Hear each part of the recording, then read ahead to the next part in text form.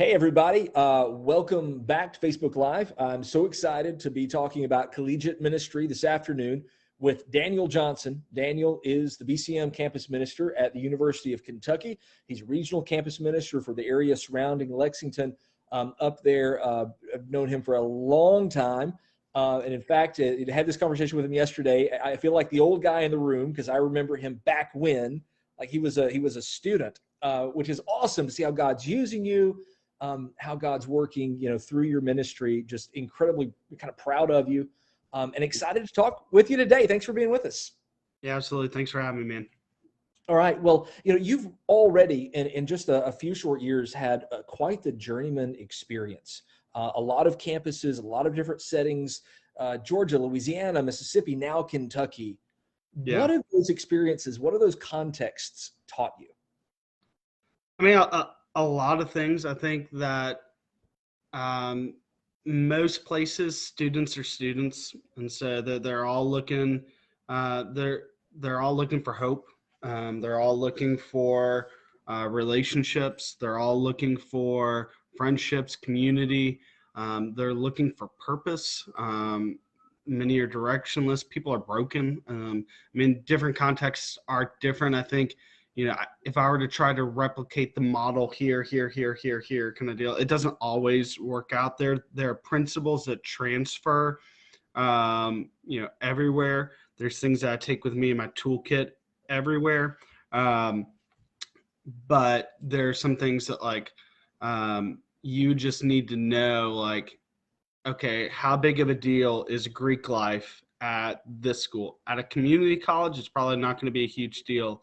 At like a traditional SEC school, it's going to be a huge deal. Like UGA, Ole Miss, Alabama, UK, they have really strong Greek programs. And so you would need to know that if I try to do an event on a Monday night, I'm probably not going to reach the Greek students. And so, I mean, anywhere that you're going within that, you just kind of learn that throughout. I think just the benefit as well of, going all these places, is just all the people that you meet. And so I know most campus ministers in the Southeast region. I mean, just if I don't know them personally, I could make one phone call and they could get me in touch with the people that I need to get in touch with. And so, which is a huge blessing. And so just that wealth of knowledge of people, and experience has just been great. And seeing different campus ministries and the state of each campus of each state and college ministry has been, ebb and flows of different places. And it just helped me to get out of Georgia. I mean, I would have told you when I was in college, man, I want to come back to Georgia. I want to come back to Georgia. And there may be still part of me that wants to go back to Georgia, but it was really good for me to get out of the state and be like, oh, it could be really cool to work here. It could be really cool to work here. It could be really cool to work here. And just build those connections with other people.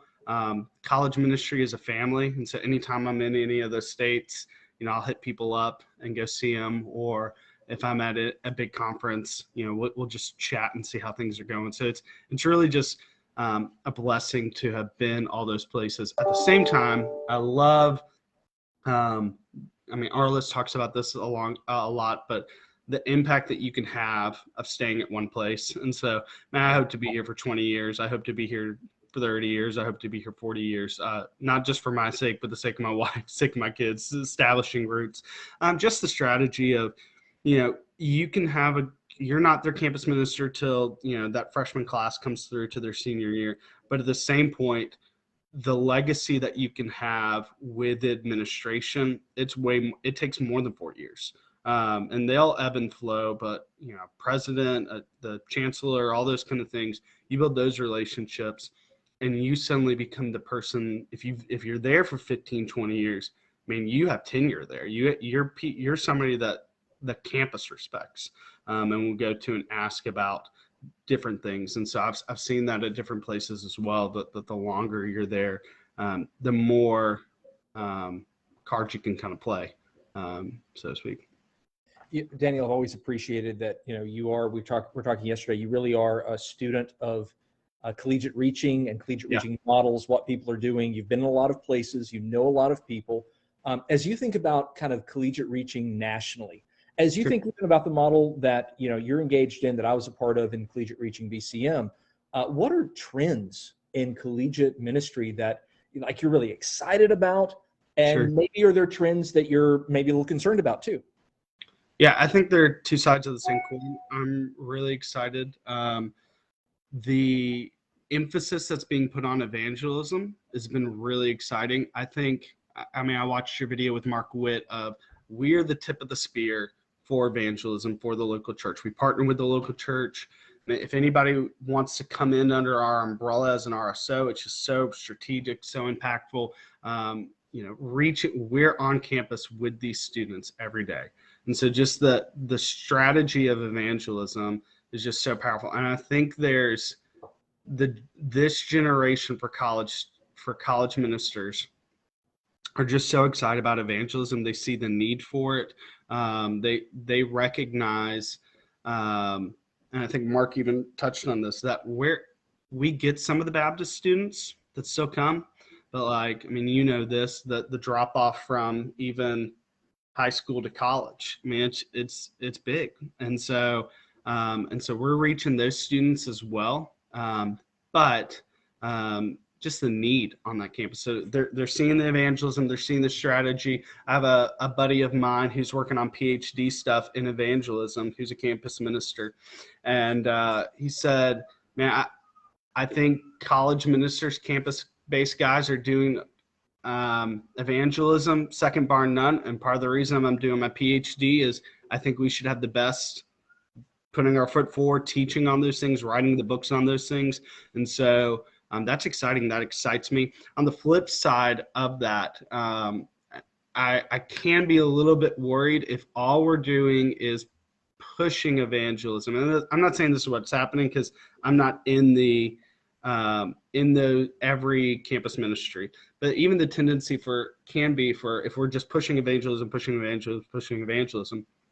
but there's not a call for personal discipleship and there's not a call for holiness, then you have these guys that are hypocrites sharing their faith out on campus and going, hey, you need to believe in Jesus. He's life transforming, and their lives aren't being transformed themselves. And so, my worry can be of like, hey, are we a mile wide but an inch deep? And you have to have both. It's two sides of the same coin.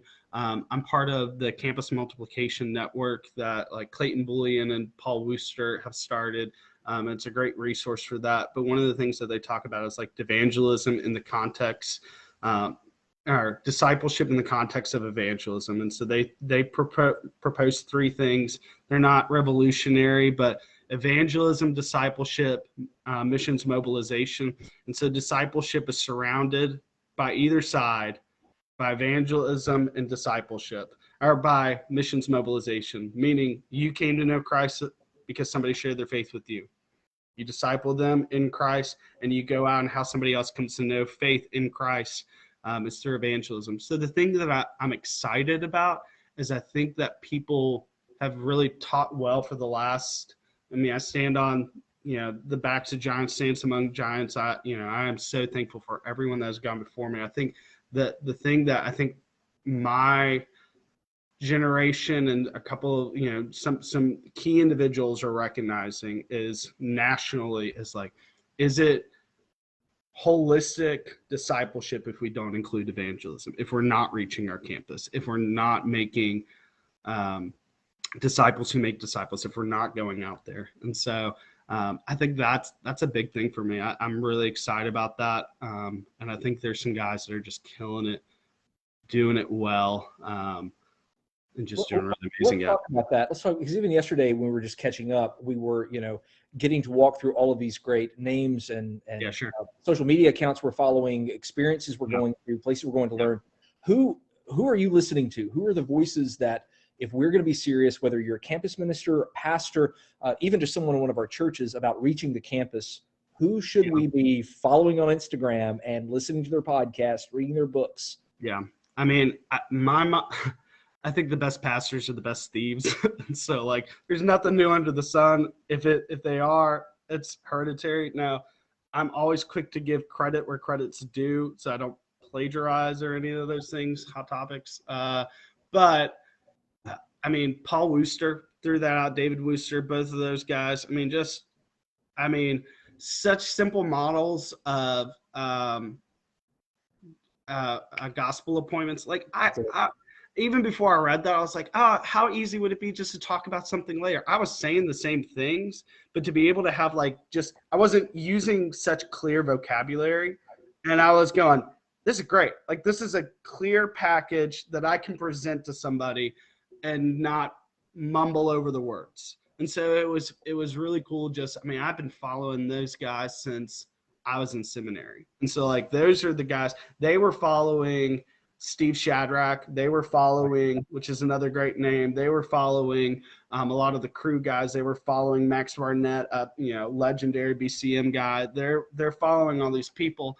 And I think kind of what, like, where we get in trouble is when we get into our like own little camps and we're like, no, like crew does that, BCM does that, Wesley does that. This is who do. As long as we have like good doctrine and theology, if like their discipleship model works, like, use it. I mean, you don't want to do the exact same thing on campus that somebody else is doing, always, because you kind of want to find your distinctive, the hedgehog principle in leadership of what's the one thing that you do it well. But like, Clayton Bullion is who you need to follow in Texas. He works a lot with Paul, Campus Multiplication Network. Mitch Tidwell would be a guy on the church-based side of things that you should follow. Brian Fry, Resonate, Salt Company. I mean, just be a learner. I'm a big Jeff Vanderstelt guy. I read a lot of his stuff. I think it's just he wrote Gospel Fluency. How do we teach our students how to just bring up the gospel into day-to-day conversations? Like, how do we make that organic? And so teaching a lot of those models, methods, and most of those guys, like, I work with a church planner who's a big Jeff Vanderstelt guy too. Like, he visited Jeff. Jeff's like, here's all my material. Use it. Like, you need anything? Here you go. Like, the guys that are doing it incredibly well. Like, we have a guy that's another church planner here in town, Center Point, and I think it's 2 words, Center Point Church in Lexington, and their strategy and what they're doing. Nick Parsons is the college guy there, and like, their material that they're using is just like so reproducible, and that's key to me. Like, I can read really good John Maxwell stuff. I can read really good John Piper stuff. I can read really good you fill in the blank person, somebody that's well respected in the pulpit. But like, some of like Robbie Gallaty's stuff sticks out to me because of how reproducible it is. Like, I look at my students, I'm like, guys, this is so simple. Like, it goes as deep as you want it to. And so those are the kind of things that I gravitate towards and love, just because it's so good. Like, it's so reproducible. And so any of those people, I could list out 1,000 names of people that are also killing it in their own sphere. But I think just finding something and sticking to it is a big thing. Of like, there's so many good models that you kind of have analysis paralysis, like, or you're wanting to try everything. And so you get into this habit of like, oh, I really love like the Acts model of prayer. Or okay, next year I discovered that there's the prayer model of prayer. And so let me teach that. Or here's the Hear journal. Oh, well, I also heard that there's SOAPs, which is scripture, observation, application, prayer. And so if you continue to change everything, you're not going to build that culture. You're not going to, and I got into that habit when I was younger of just like, oh, the next new thing. This is great. This is great. This is great. Let me try this. Let me try this. Let me try this. Let me try this. And you never establish roots with your students, and they get confused and they get frustrated. And then I got frustrated. So you just find something, stick with it. If you need to kind of shape it and fine tune it, you can as time goes on. But just, if you need to change it in 5 years, okay, you change in 5 years, but stick with something, see if it works for a little bit. So that's a great piece of advice for that, younger collegiate reacher, younger pastor who's out there listening. What's something else? What's one other thing that you would tell a younger pastor who's passionate about reaching the campus, or a young campus minister who's maybe like interning, getting started in all this, the kind of thing that you wish someone had told you when you were starting? Yeah, sure. I would say a couple of things is that, pick a reproducible model, stick with it, and know that change takes time, and know different contexts. Like, I'm reading Paul and David's stuff, and it's like, we saw another 100 people come to Christ this week. And I'm like, I can barely get 2 people to do evangelism. Right. Nowhere near the Bible Belt, right? They're doing this. This is happening. That's moving. This is happening in California. And I'm like, what in the world's happening? Like, how do I reproduce this? And just recognizing that, like, change takes time, and that culture takes time to build, and that college students are little old ladies of the church pews. They have an opinion on a lot of things. Get their input, make them think it's their decision, help them feel like they have input. That's big for me. Student-led ministry. That's what I love. Like, one of the pitches I give with students is like, listen, you may not be able to be a deacon at your church, like at the age that you're at now, but you can like make a significant influence in decisions in our ministry here today. And like, we made a couple of decisions for our freshman ministry last week. It wasn't the game plan that I originally wanted, but I gave them like 3 options. Here's some good models that we could do. What do y'all think? And they went with one. And the more that I prayed through it, the more that I thought, I was like, I think this is going to work here. And so like that to me, listen to the people around you, seek wisdom, seek counsel, have that community. I have the Paul, the Barnabas, and the Timothys. I have people that I'm pouring into. I have guys that like, it's fun to see that we've kind of come in at the same time and like just be friends, even if we're in different states. Like, anytime we see each other, we're just at that same age and just going through different things at the same time is just fun.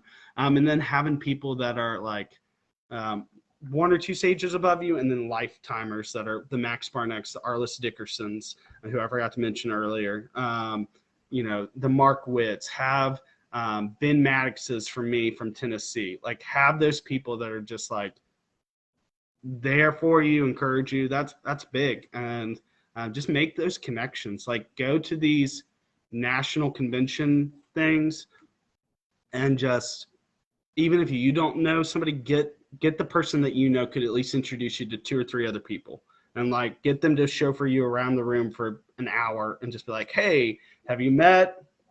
Have you met? And that's how I got to know all the people, the directors at states. That's how I got to know different campus ministers, and then put them as resources in my back file for like a great idea for a mission trip, great person to visit for a mission trip, like those kind of things. So just connecting. Don't be siloed. It's a family, but like I'm the senior director, and I have a couple of like part-time staff that work with me, but like I can call up any of the campus ministers, at least in Kentucky, in Arkansas, and be like, hey, what's going on here? Aren't you frustrated by like these kind of students? Are you experiencing this as well? And like campus ministers, like it's a different breed. They get what you're talking about. They know what you're talking about. Like, they're like, oh, absolutely. And I'm passionate about this, man. You hang in there. You got it. You talk to like people on a dinner on a Friday night that aren't in campus ministry, and they're like, cool, like great. But you just celebrating those wins with people is big. And so I would tell pastors like me to do the same thing. When Daniel's talking about BCM being a family, he means that. I've never known a BCM campus minister not to take a phone call from someone who genuinely wants to talk about reaching a campus or reaching students, and just pour out everything they've got into that conversation, into that person. So pastors, don't be afraid to just Google who the BCM guys are in your state, the region. I'll give Daniel's personal number in the comments below.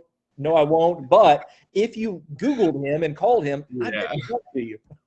Yeah, no, that's good. I mean, I did some consulting work for a church a week or two ago, and they were in this predicament, and they said, "Man, God has blessed us with 17 to 18 young adults.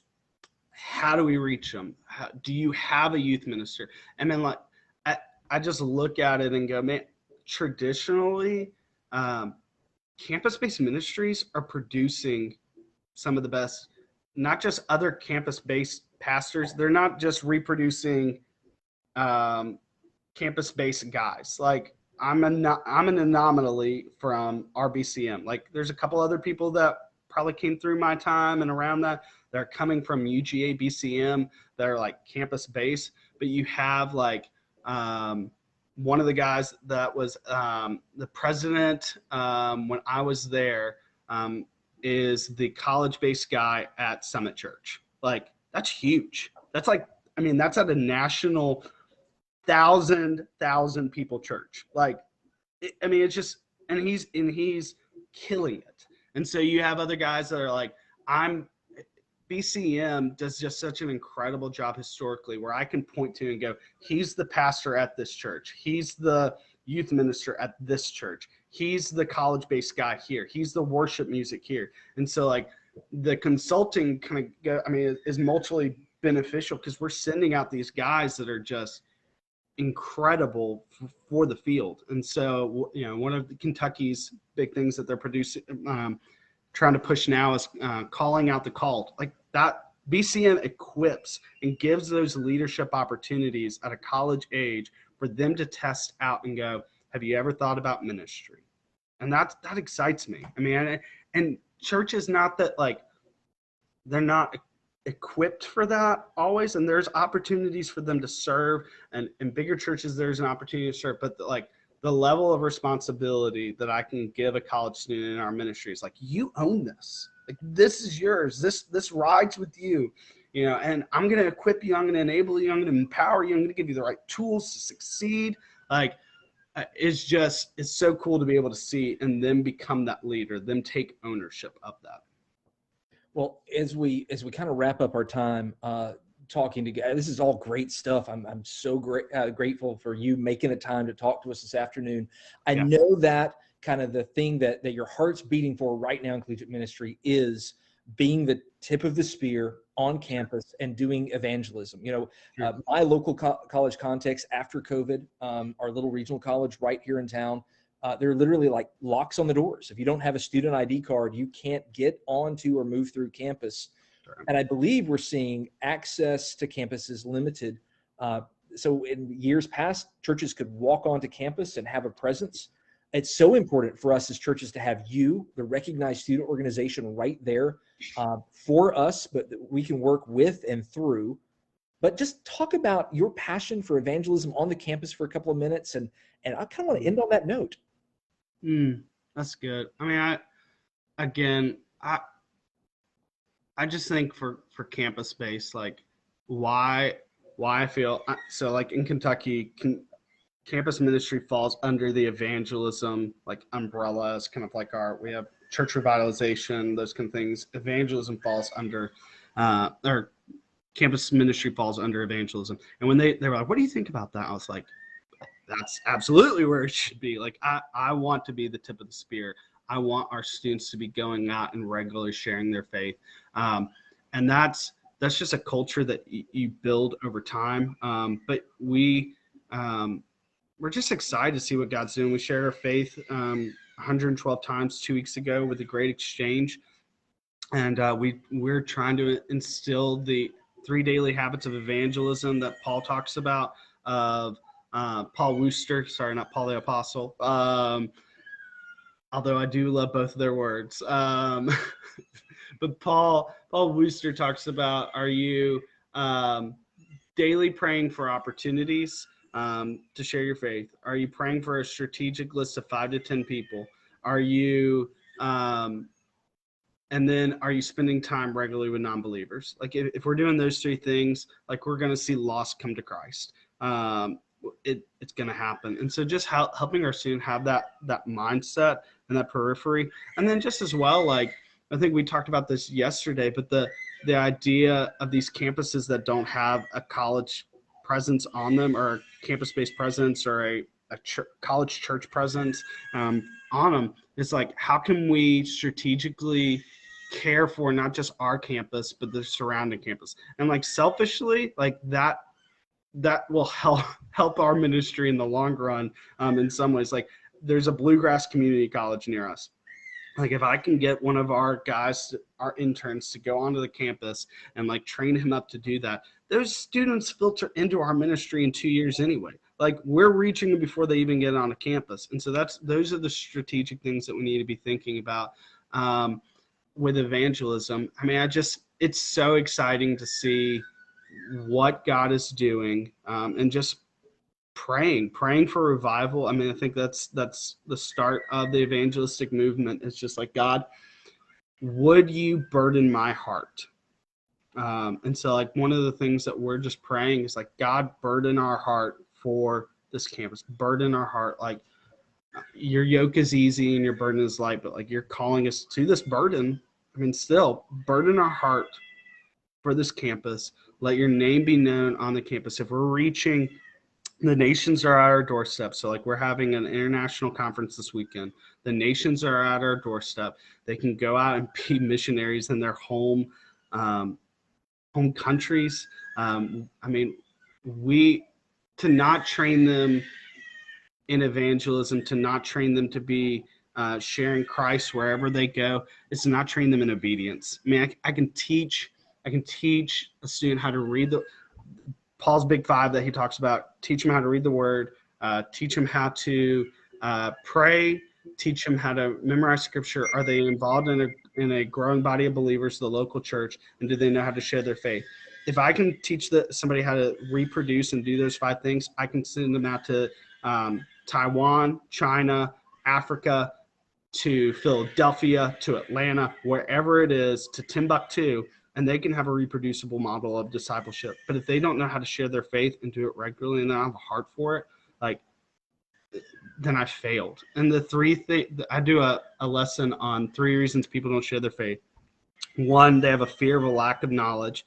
Well, like John 14, like, tells us that the Holy Spirit will remind us of the words to say. So are you lazy and not reading the word and like knowing what it says? Like, Jesus promises that he will remind us of the words to say.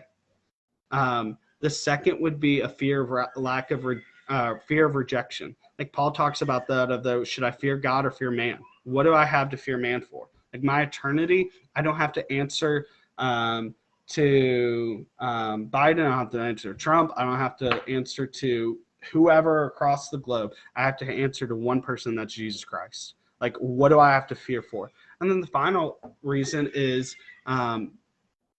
just complacency. I mean, and honestly, that's the kind of one that I nail down with students. Is like, listen, if we cared enough for the people around us, those other 2 would not be an option. You know, like, we would do anything to address those fears of lack of knowledge. Like, if I thought my son was going to perish in my arms if I didn't get strong enough, I'd be benching every day. Like, I would do whatever it took. Or, you know what I mean? Like, and so, like, and that's what it just comes down to. If you've ever seen like Compassion International, they throw the thousands and statistics in front of your face, but then how they get you to buy into their program and everything is to look and go, but here's the picture. And that's just what we have to do with students and with our congregations, is go, who's that one? Who is it? And for me, there's students I look and go, hey, what if it was my son Caleb? Like, how would I be on my knees, praying for my son? God, like, wreck his heart, bring him to you. And am I praying that way for our campus? Am I praying that way for students to come to know the Lord? And we talked in our campus multiplication network yesterday and said, what if our ministries were only as strong as our prayers? And like, what if God miraculously answered prayer for you and said, I'm going to save every person that you've prayed for last week? How many people would come to know Christ? And like, honestly, there's some weeks that may be zero for me, if I'm just being real. And like in the past, but like, man, that was convicting. Like, am I praying regularly for these people that they would come to know the Lord? Are my students praying regularly for their friends that they would come to know the Lord? And I think only when our hearts burden and break like that are we going to see revival, that we're praying for these people and we're going, I'm just pleading with you. I'm pleading with you. Do you not know what you're missing? Do you not know the goodness of Christ? And so that's my heart, man. Well, Daniel, thanks so much for sharing with us today. I've just thoroughly enjoyed our conversation.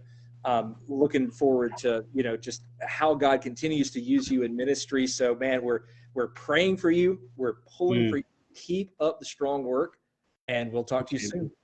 Have a Awesome. great day. Good seeing you, man. Yeah.